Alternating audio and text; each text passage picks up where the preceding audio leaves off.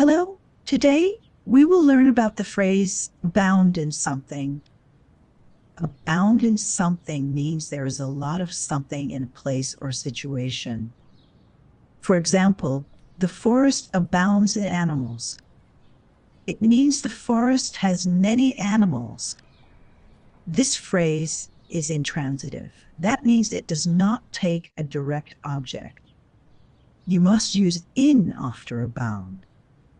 For example, the garden abounds in flowers. You cannot say, the garden abounds flowers. That is incorrect. Abound in is used to talk about abundance or plenty. You can use it with things like wildlife, ideas, resources, or opportunities. For example, the city abounds in history. It means the city has many historical places or stories. Remember, abound in is not separable. You cannot put the object between abound and in. Try to use this phrase when you describe places or things with lots of something.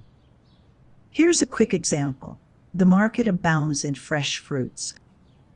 It means there are many fresh fruits in the market. Now try making your own sentences with abound in. Thank you for watching. Keep practicing and see you next time.